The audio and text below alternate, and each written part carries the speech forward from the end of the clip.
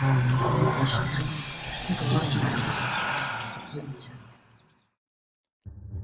have always been drawn to the stories that make you check the locks twice. The ones told in hushed tones around late-night fires, or found in creased journals detailing encounters that defy all logic. From whispering ghosts in abandoned hallways to shadowy encounters in quiet woods. These are the tales of terrors that lurk just beyond the edge of our vision. So turn the lights down low and get ready to confront what goes bump in the night.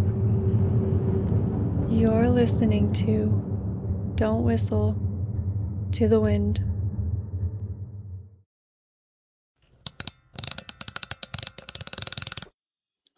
Hello, and welcome in, my little horror fiends, to episode 12 of Don't Whistle to the Wind. On this episode, I'll be reading to you 7 creepy stories about children. So sit back, relax, and enjoy. Story 1. My child's imaginary friend told my son that it was afraid of something hiding in the shadows of our home. And not only did we learn the hard way, but we're almost too late in heeding the warnings. This started after my son Matthew went on a field trip one Friday in August to a natural history museum. Matthew had turned 8 in May, and it seemed not too long after he got an imaginary friend. We didn't think anything of it, but after that trip, it all changed. He became jumpy, not sleeping well, with small bruising showing up here and there. The not sleeping we thought was a phase that would pass, which was our explanation for the jumpiness. The bruising we chalked up to him playing rough outside like all kids do. 2 weeks went by, and when we were tucking him into bed one night, he confessed to us that he had taken something from the museum that he wasn't supposed to. But he had lost it, and couldn't find it anywhere in his room.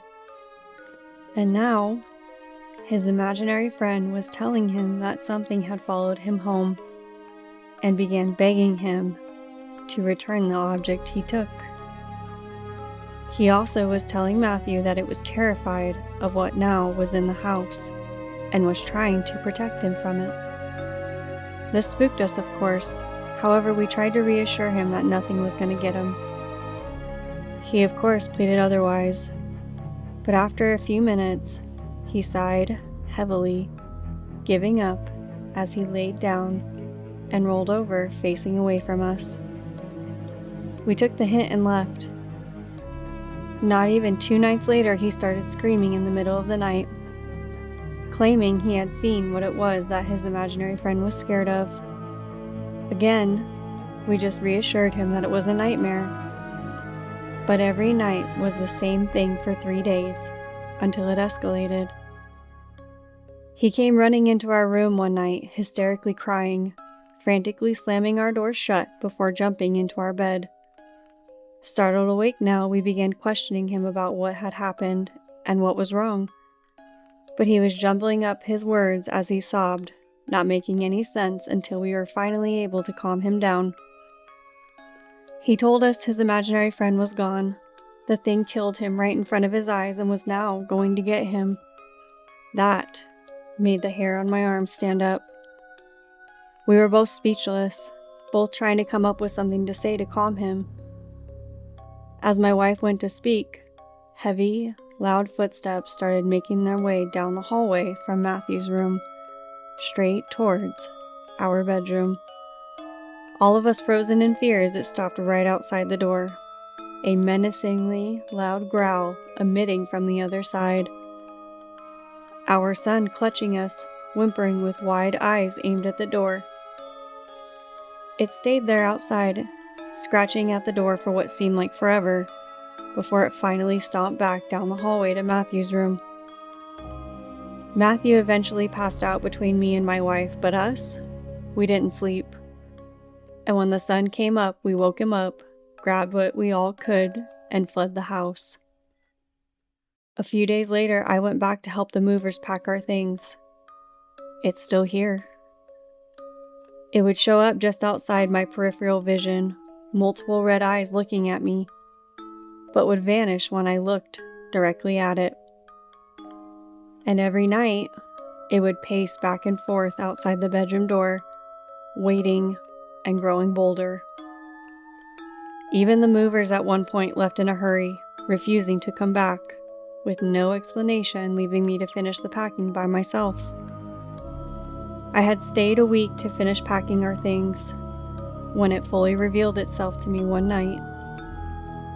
It broke the bedroom door in and sat there staring at me. Those too many eyes, crouched on all fours, body nothing but wispy black shadows. Then it lunged right at me, landing directly on the bed not even moments after I jumped out of the way. Clawing at me, it had managed to clip me on my legs, and pain seared through my body.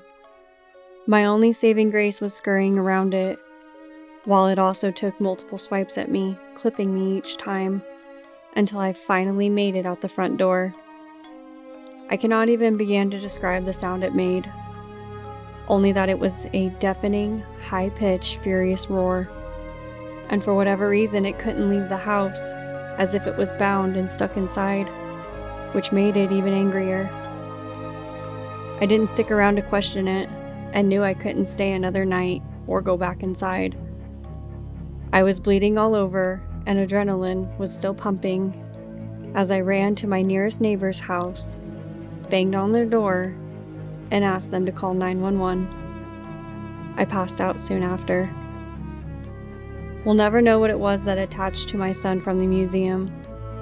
We ended up selling the house as is to a private buyer who wanted to turn it into an Airbnb. I don't know if there have been any issues. I don't know if the object was ever found. But honestly, we truly don't care or want to know. We're in our new home now. It's been peaceful, no incidents, with our son back to normal with a new imaginary friend. I do have physical scars from that almost fatal night, as well as nightmares from fearing that someday it might find us. Story 2. Every child goes through the phases when it comes to bedtime. Nightmares, being afraid of the dark, monster under the bed, etc. Which is why I didn't think much of it when my daughter Sophia went through the monster under the bed phase. For months in the middle of the night, she would yell for me to come to her room, panicking, scared, pleading to look under her bed. And every night I would check under her bed, reassure her that nothing was there, then go back to sleep. One night though, walking into her room yet again, doing the whole check and reassure, I looked at her. She looked just as exhausted as I was, with red eyes and bags underneath them. It honestly broke my heart seeing it. So I made the decision for the benefit of the both of us and told her she was going to come sleep with me for a while. The first week was rough. She would wake up in a panic, wake me up, and ask for me to look under my bed. I obliged, did the whole routine, then both of us would go back to sleep. After that, though, she became more relaxed, and it got better to the point of her no longer waking me up and asking to look under the bed. After a few weeks of her sleeping in my bed with me, I attempted to put her back in her bed. She hesitated at first but settled in and ended up sleeping soundly through the night. The following night at bedtime, she happily informed me that the monster was gone and no longer under her bed. I told her I was glad, and then tucked her in. I went to sleep that night happy the phase was over, so we both could finally get some good rest. But a few hours later, though, I woke up to a noise of scratching coming from under my bed. Thinking it was a mouse and groaning at the idea of it, I rolled over and tried to go back to sleep. I had just barely closed my eyes when the scratching abruptly stopped, and I heard it. I shot up in my bed, listening closer now. It was a voice, an eerie, rasping, hissing whisper, calling my name, and asking me to check under the bed. Story 3.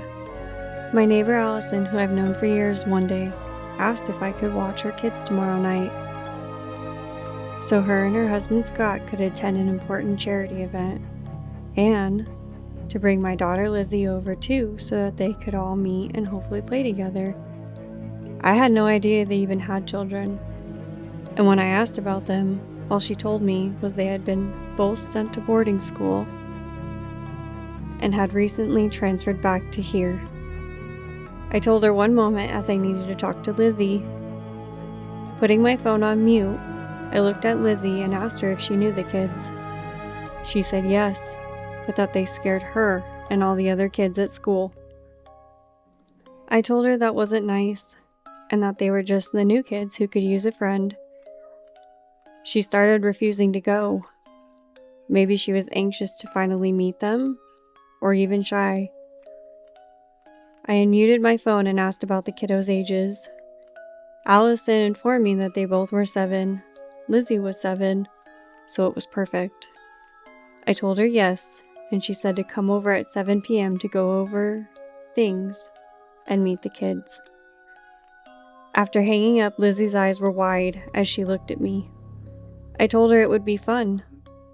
She shook her head but replied, "Okay," before walking away. We ate dinner in silence that evening, which was unusual, and as soon as she was done, she said good night, went to her room, and didn't come out for the rest of the night. Sighing, I kept repeating to myself that this would definitely be good for her. The next night, we walked over to Allison's and were greeted at the door, her welcoming us in, Scott also greeting us, and them both ushering us to their living room. They thanked us for coming over and thanked me for watching the kids. Allison then called their kids to the living room, and I stood to greet them. "This is Mason," she gestured to her son, "and this is Caitlin, but she prefers Kate," gesturing to her daughter. I could see why my daughter was scared of them. Their eyes were a dark brownish black, and the smiles they returned back seemed forced and uncanny. "Nice to meet you," they both greeted in unison. Allison chuckled.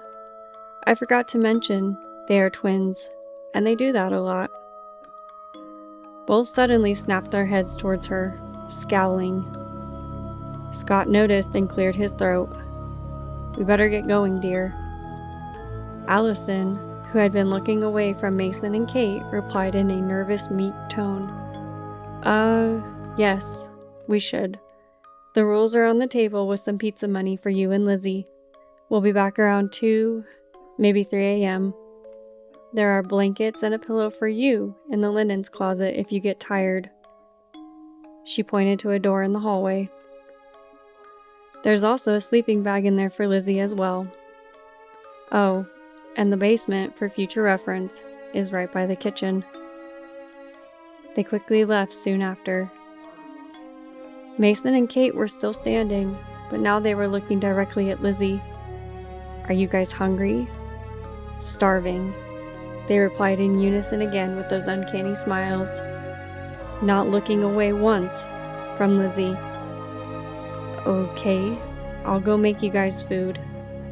You guys can play and watch some TV while you wait."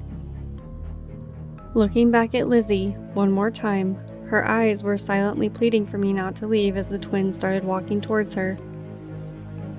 As I turned to walk away, an uneasy feeling washed over me. Something wasn't right, and I should have listened to my gut, but stupidly ignored it instead. Walking into the kitchen, I found the note with a $30 bill on the table. I picked the paper up and began reading. The rules were weird and oddly strict. Mason only likes steak for dinner, leave it raw, and send him to bed right after. Kate will only want milk for dinner. Do not give her any. Give her a raw steak too. If she won't eat it, send her to bed with her glass of milk, but do not go and retrieve the glass. If you order pizza, wait to eat it until after they've gone to bed. They both hate the smell of it. Both the children's doors need to be locked after they are in bed. If you hear humming or whispering from either room, ignore it, but turn on all the lights in the house. If the power goes out, immediately run to the basement, lock the door, and turn the generator on. It'll only be able to power the lights in the basement. If it won't turn on, stay quiet, and do not unlock the door until you hear us come home and honk. That explains the basement remark, I whispered to myself. But what the hell kind of rules are these? I sat the note back down, slightly disturbed and perplexed. Maybe they are on some special diet and caused chaos in the middle of the night? I shook my head and tried to clear my thoughts before I got their dinner ready, if you could even call it that. As soon as I sat their plates down, Lizzie screamed for me. I ran to the living room and she immediately made a beeline right for me. Her arm was bleeding from a large cut. She was crying hysterically and yelling that Kate had hurt her. When I asked what had happened, Kate quickly spoke up. We were only playing. It was an accident. Smiling at me, but instead of uncanny and forced, this time it came off as sinister. Your dinner is on the table. Please go eat while I help Lizzie. Without a word, they both got up and made their way to the dining room. I quickly took Lizzie to the bathroom. What actually happened? I whispered while bandaging her arm. Kate had scissors, Mommy. She hurt me with them. Where are the scissors now? I asked, still whispering. She hid them under one of the couch cushions. This frightened me. Where did Kate get the scissors from? Why did she hurt Lizzie? Did Allison and Scott know that their kids are like this? Is that why they were acting strangely nervous before they left? I didn't know what to do. Do I call Allison and Scott? But what would I say? Hey, your kids are scary and one of them purposely hurt my daughter with scissors. No, I couldn't. I'd sound insane. Taking a deep breath, I told Lizzie that I needed her to play along with me until their parents got home. She nodded silently, and I finished bandaging her arm. We both then walked back out to the dining room, where Mason and Kate were eating. They abruptly stopped as soon as we entered the room, and what happened next made the hair on the back of my neck stand up and my stomach drop. In unison, they both looked up, blood dripping from the steaks, down their chins, eyes fully black, and grinning menacingly. We're all done now, they both spoke, voices wrong in a way I couldn't explain. Okay, it's time for bed, I said, trying to sound normal, but my voice cracked. They both wiped their faces, mechanically got up in sync, put their plates in the sink, eyes suddenly back to normal, and walked to their rooms. I was frozen in fear as I watched them walk away. Lizzie was clutching me tightly, quietly sobbing. I was so shocked at what I had seen that I hadn't heard them close their doors, forgetting to lock them like I was supposed to. And that's when the power went out.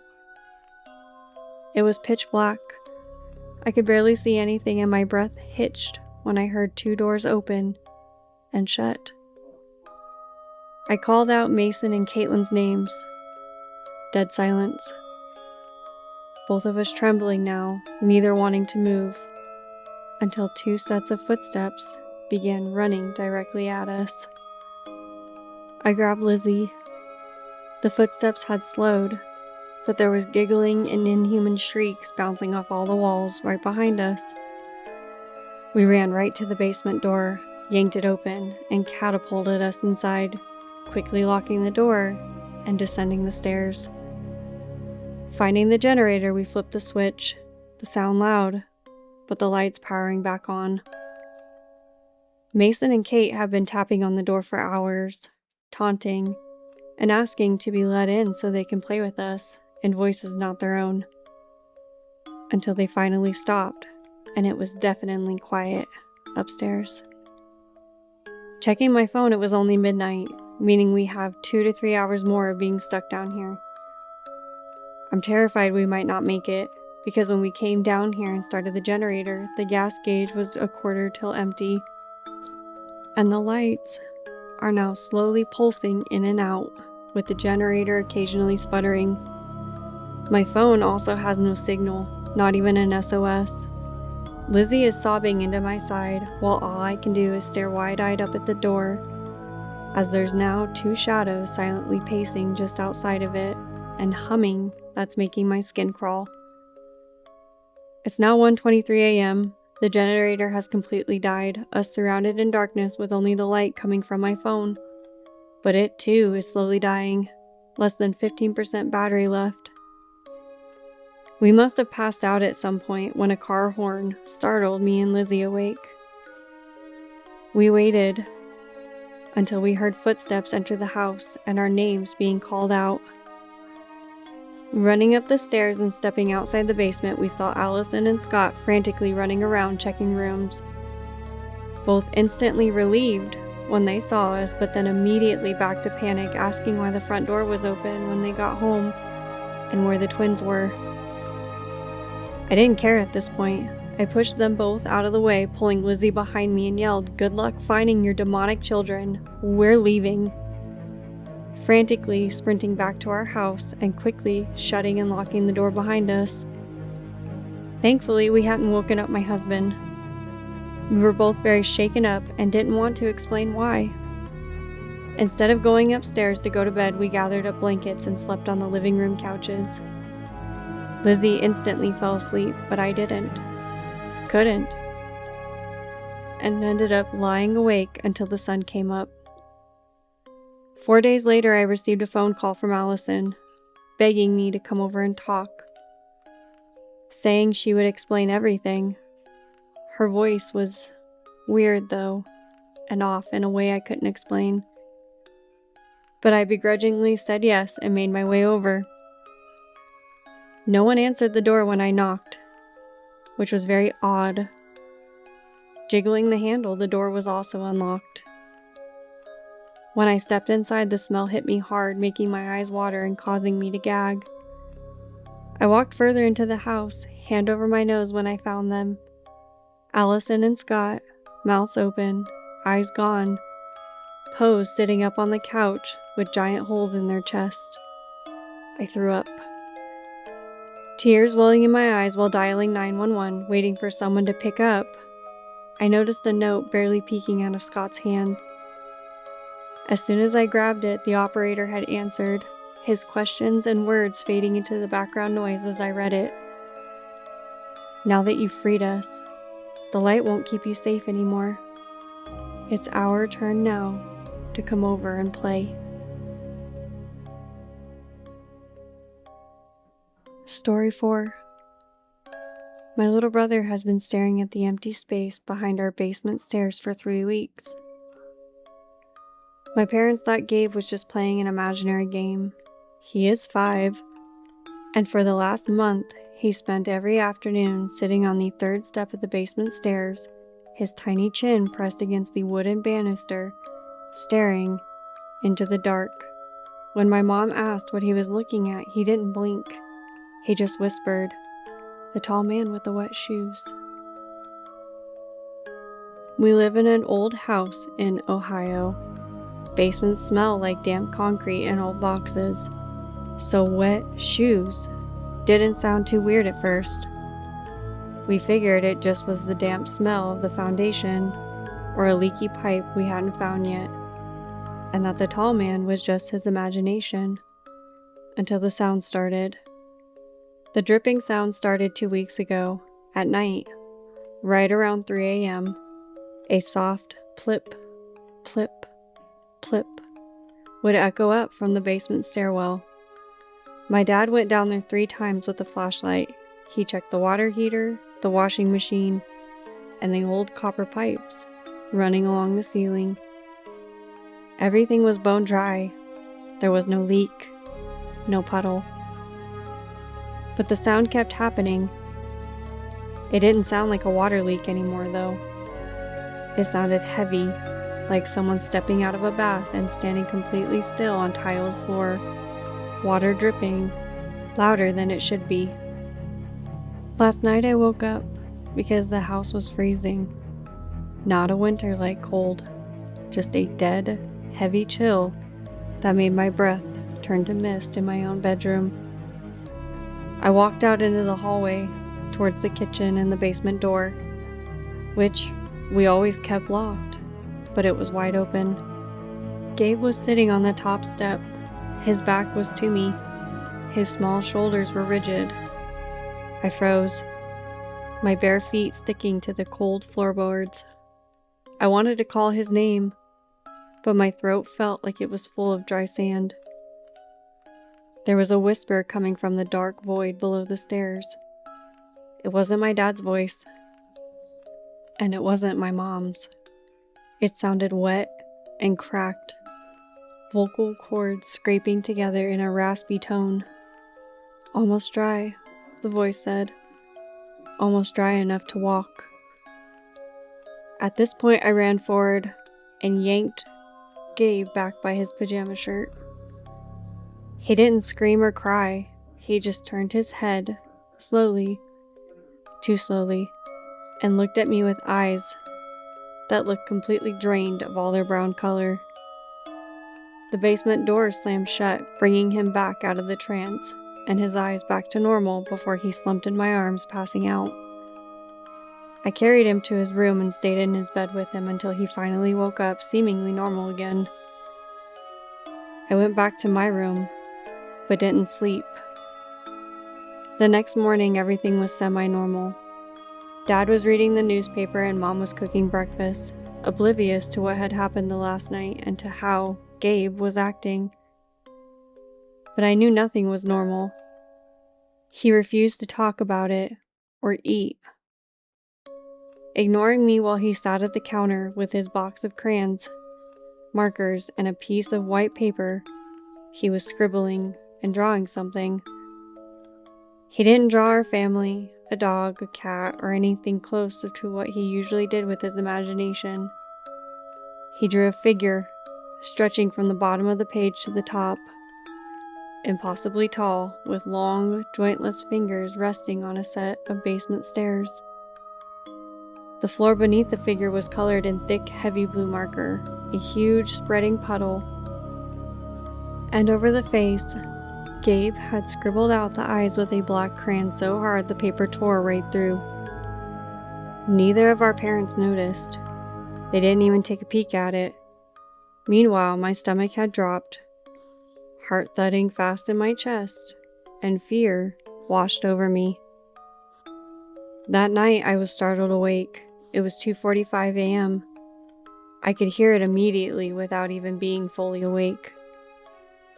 The dripping had started, but it was louder, closer, but it's not coming from the basement stairs anymore.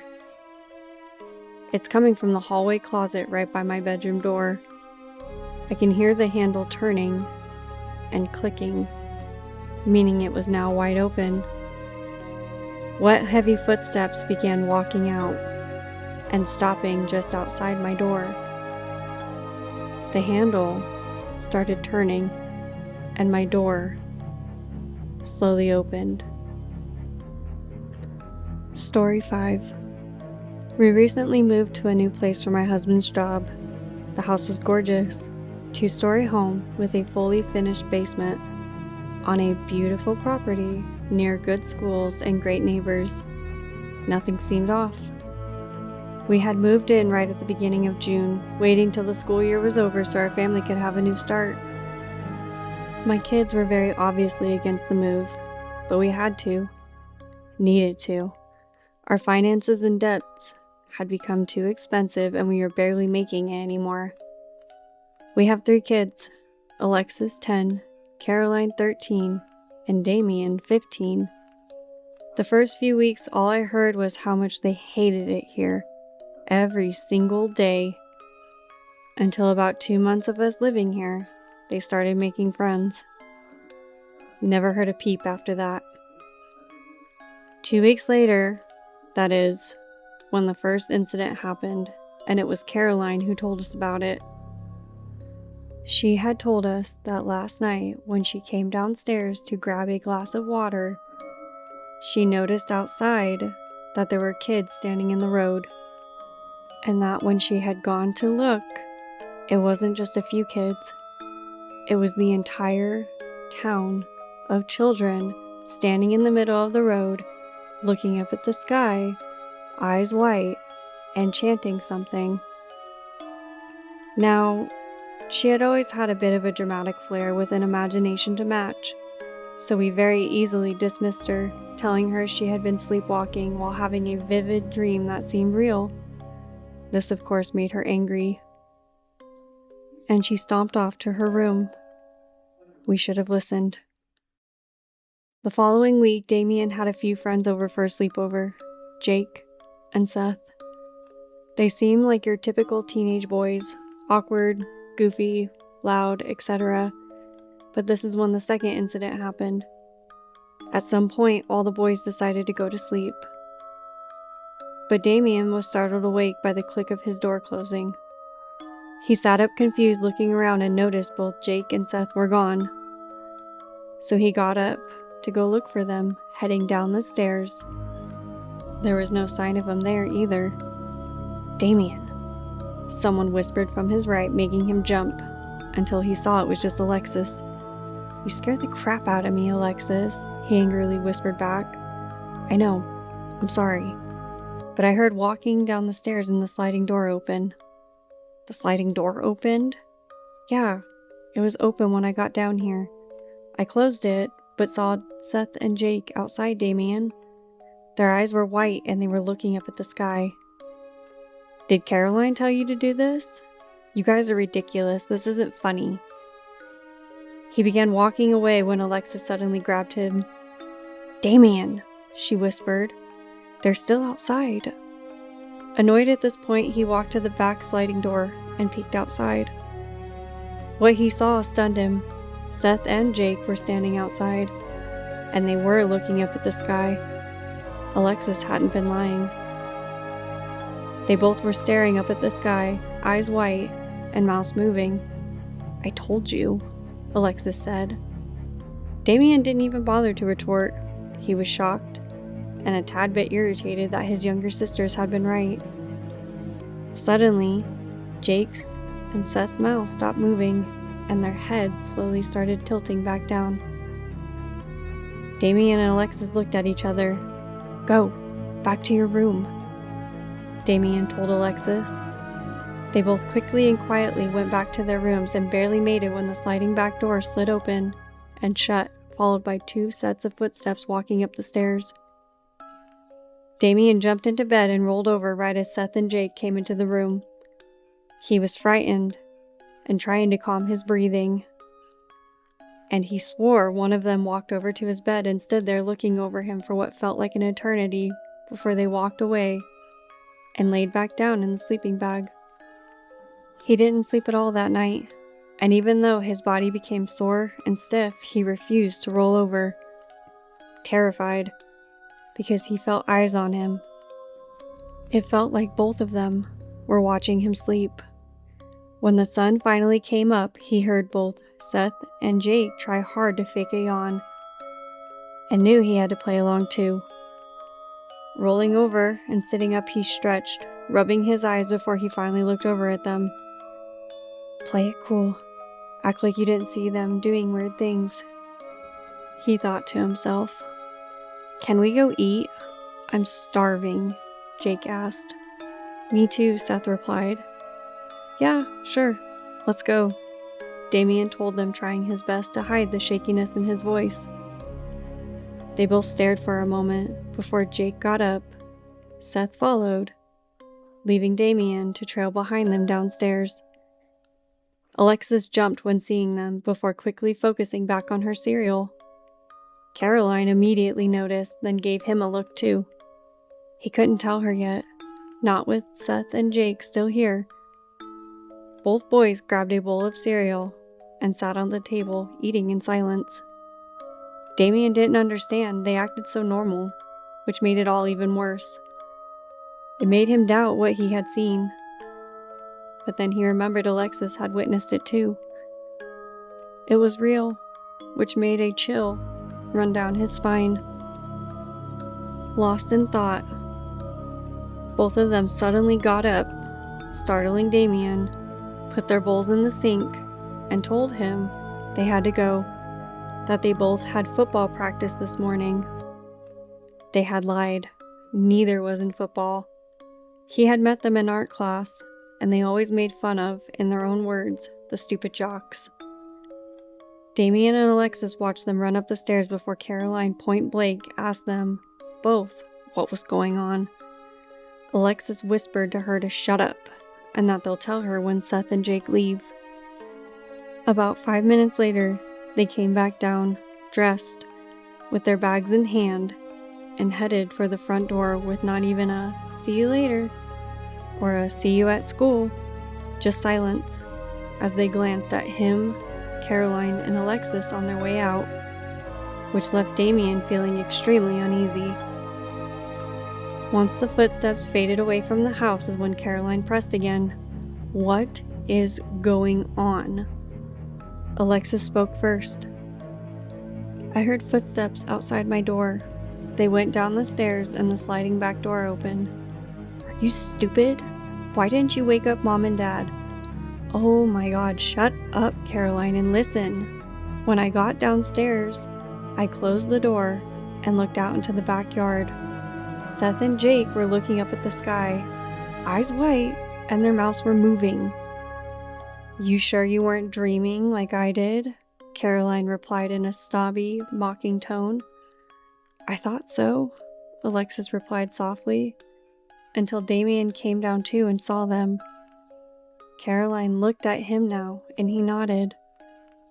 "I saw them. She isn't lying." "What a shocker. I was right," rolling her eyes. "We need to tell Mom and Dad that you guys saw it too." Right on cue, both parents walked down the stairs. "Tell us what?" Mom asked.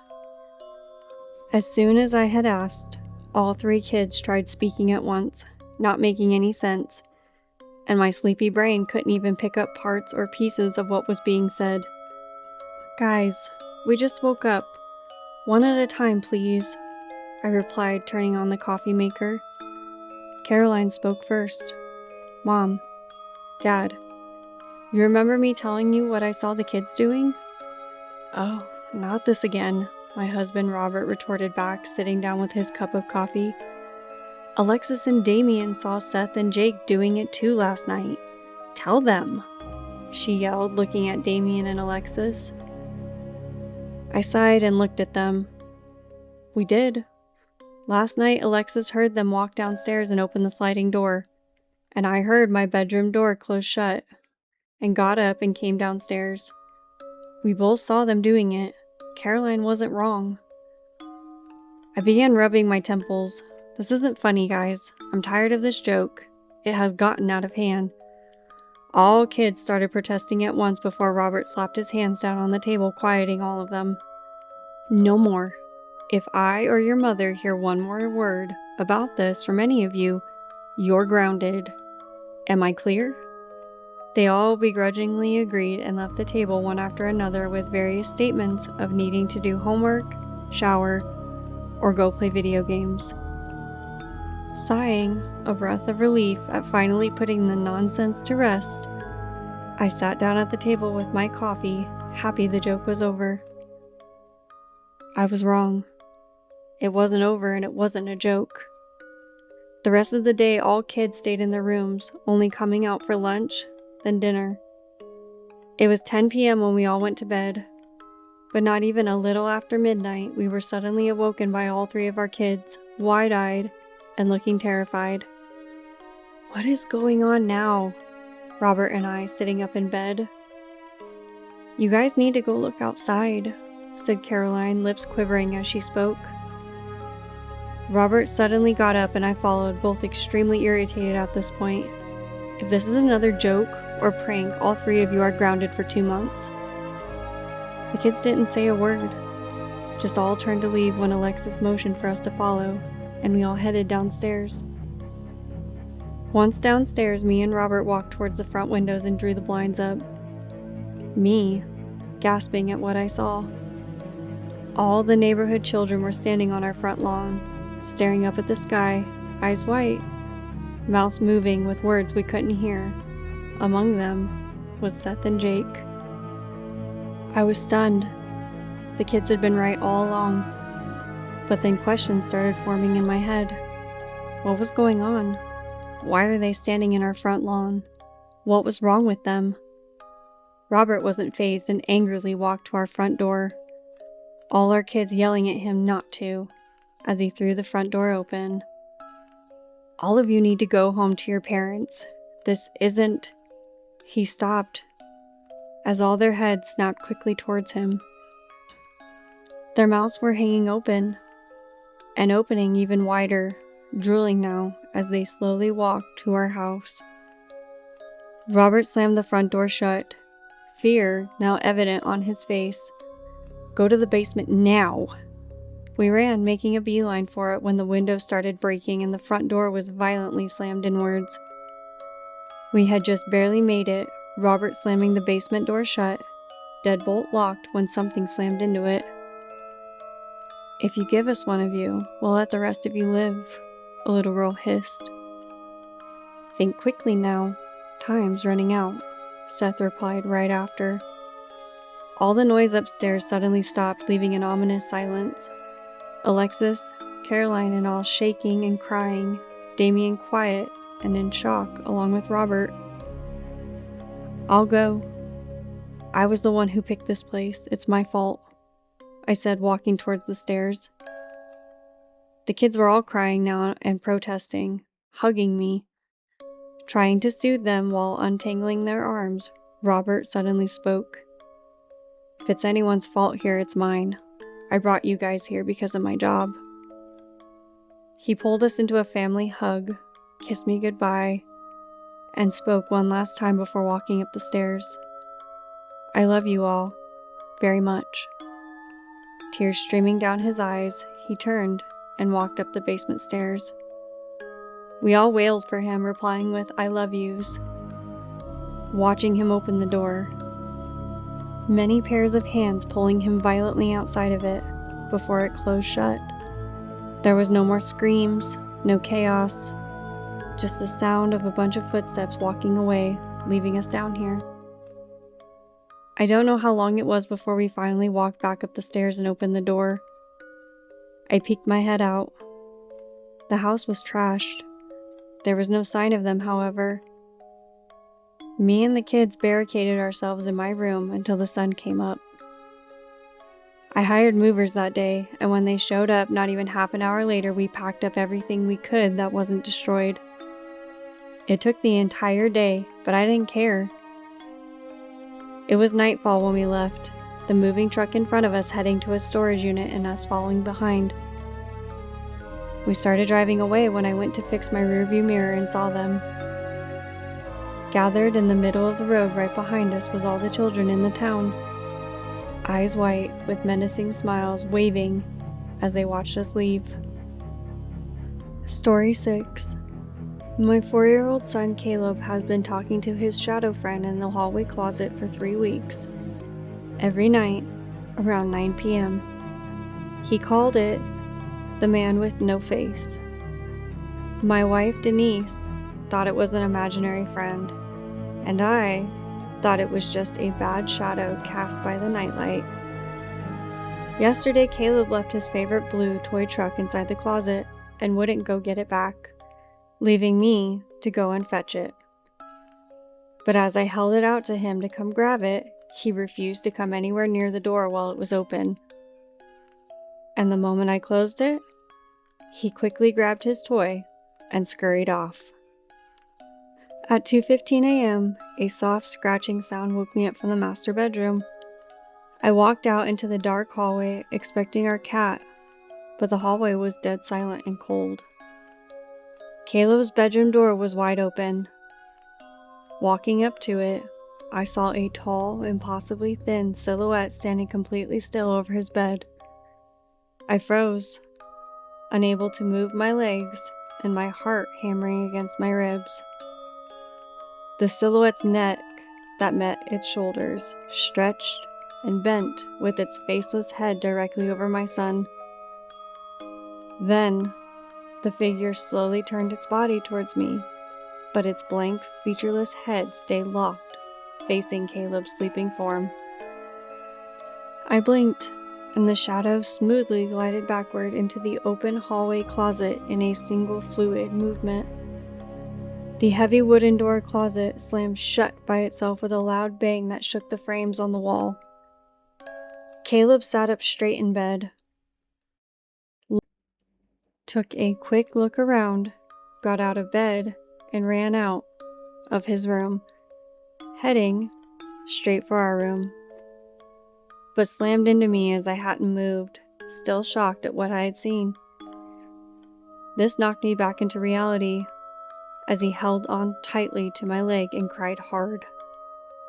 As calmly as I could, I picked him up and took him into our room. Denise was still asleep, so I locked the door, and me and Caleb climbed into the bed. Not even 2 hours later, I felt wisps of cold air blowing on my face. Opening my eyes, pure terror spread all over my body. Its faceless head inches from mine, neck bent like a snake, hovering over me. I couldn't move, couldn't look away or scream.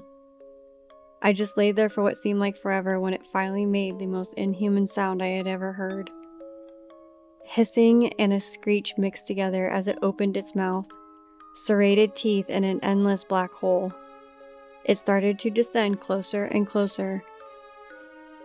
As I cried silent tears, I hoped it would at least be quick if this was how I was going to die. But instead, it started with one of my eyes.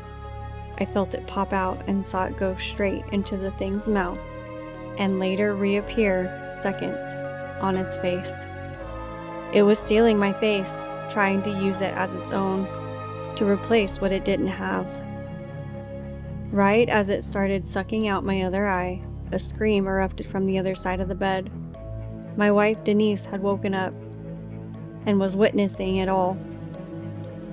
The creature apparently didn't like that it had been discovered, and hissed, screeched loudly, also waking up Caleb in the process as it floated backwards, but not into the hallway closet. No. This time it opened our bedroom closet and slipped inside. After that, we all scrambled out of the room, snatched up the cat, and got into the car and left. My left eye is gone, smooth skin over the spot where it should be, and we're all sitting in a hotel room. Denise is frantically pacing, trying to figure out what to do. Caleb is crying on the bed, and I am sitting in one of the chairs, scared out of my mind. Denise wants us to go back in the morning. She refuses to let whatever it is take over our home. I know deep down it doesn't want our home. It never wanted our home. It wants a face to replace where it didn't have one. Now it's already got a piece of mine. It's not going to stop. And if I go back, I know it'll take the rest. Our seventh and final story. I found what we thought was our daughter, standing in the dark corner of her bedroom, facing the wall and whispering names we didn't know, in a voice that wasn't her own. It was 3 a.m. A soft humming of a child's voice woke me up, but it was a flat, wrong tune coming from down the hall. I thought it was our 7-year-old Amanda sleepwalking again, so I got out of bed without turning the lights on, heading for her room. Amanda's bed was empty. Looking around, I spotted her, or what I thought was her. She stood frozen with her nose touching the cold drywall, her bare feet, sickeningly, turned completely backward, heels facing forward. As I stood there, scared out of my mind, I whispered her name. The voice that answered, though, didn't come from her mouth. It echoed wetly from the dark space behind her in the closet. The closet door stood wide open, and as I looked closer, the hair on the back of my neck stood up, heart hammering in my chest, and fear washed over me. Two glowing white eyes and a shape too tall and thin was squeezed into the hanging clothes. Shocked at what I saw and ears ringing in a high-pitched tone, I almost swung at my wife when she grabbed a hold of my arm and yanked me back into the hallway, swiftly grabbing the door behind me and slamming it shut. She shook me so hard that I finally broke out of the trance. She had her finger over her mouth in a shushing gesture, then pointed to Amanda's door behind me, her phone flashlight cutting through the dust, revealing long black scratch marks climbing all the way up the doorframe. We grabbed our 6-month-old daughter, Jillian, and bolted for the front door. But the deadbolt was jammed and the entire front door was caked with a weird, hard, black substance all over the doorframe. I yanked as hard as I could, panic swelling in my chest. The door wouldn't budge, my wife and Jillian crying hard, while I racked my brain on what to do next. A rapid and frantic tapping sound came from the left behind our couch. We carefully crept towards it, afraid of what we might see. It was Amanda, the real Amanda. Her eyes were full of fear. Me and my wife each let out a breath of relief, knowing now that what we saw wasn't her. But the relief soon turned back to terror when we heard a door slowly creeping open and heavy, slow footsteps started making their way towards us. Her eyes grew big, and she started to frantically point towards a window that we had left wide open. We didn't stick around another second and bolted to it. I pushed it up as wide as it would go. My wife delicately went through first with Jillian. I motioned for Amanda to go next, the footsteps growing ever closer with each passing second. She refused until I had no choice. We were running out of time, and I couldn't question her in that moment. When it was my turn to go through the window, the footsteps stopped about 2 feet directly behind her. I wish she would have just jumped out the window. I wish she wouldn't have turned around. But she did. Standing there was the creature shrouded by shadows. No silhouette, but by judging where those terrifying glowing white eyes sat, it was easily 8 feet tall, staring down at her menacingly. Me and my wife both began screaming for her, but it was like she couldn't hear us. And what happened next still haunts my dreams. A small, childlike figure came out from the darkness, head facing down. It looked like a puppet, the way it hovered as if held by invisible strings. I stopped screaming, frozen, unable to comprehend what I was looking at. My wife's screams became background noise. I gasped loudly when it snapped its head up, and realization hit me hard looking at it. It was the thing that had pretended to be Amanda in her room earlier. But it had red slanted eyes, skin a grayish hue, and a circular mouth filled with rows upon rows of shark-like teeth. A much larger hand came out of the darkness, black as night, and it snapped, a clawed finger pointing directly at Amanda. The puppet suddenly got on all fours and ran right for her. She wasn't quick enough when she turned around to get through the window, because right as she had gotten one leg through, the creature sprang upwards and latched its mouth onto the calf of her other leg. Her screaming in pain snapped me back to reality, and I grabbed her as it tried to pull her back into the house, the sickening sound of flesh tearing as it pulled harder. She went limp, and the creature quickly took advantage of this horrific game of tug-of-war with my daughter's body. Everything seemed to slow down around me. My wife and Jillian screaming and crying, the thing making progress with Amanda's body almost entirely back in the house now. Seconds ticking by. When I suddenly found impossible strength pulling with everything I had, making the thing finally let her go. Taking the brunt of the fall when I stumbled backwards hard, the thing screeching inside, angry and loudly, that my ears went temporarily deaf. My wife ran to our neighbors to call 911. I don't know how long I sat there holding her, staring down at her now fully white head of hair, when a paramedic approached me from my side and coaxed me gently to let her go, strapping her into the stretcher and rushing her to the hospital. Amanda had lost quite a bit of blood and her calf muscle torn so badly she'll have to go to physical therapy. But she was alive, and the scar was jagged and oddly black with matching wispy veins shooting off from it in various directions on her leg. I couldn't tell you exactly what we had told the doctors on how it happened. All I remember was that they accepted the explanation with no further questioning. When we asked about her hair turning white, all the doctor could say was it must have been an extreme mix of fear and pain that did it. It's been months since then, and yes, we moved immediately.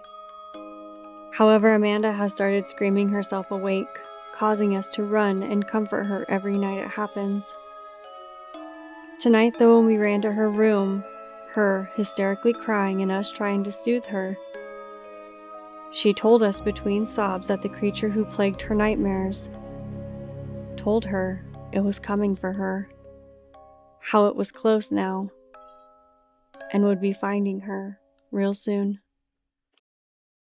Stories about kids will always creep me out because there's something so off-putting about a child or children doing or saying horrifying things. Anyways, that is all I have for you, and I hope you enjoyed these stories. Until next time. You've been listening to Don't Whistle to the Wind, and as the tale ends, the candles have burned down to nothing, and the salt lines we drew have surely failed as the shadows have crept in. Don't let them catch you, and don't turn off the light.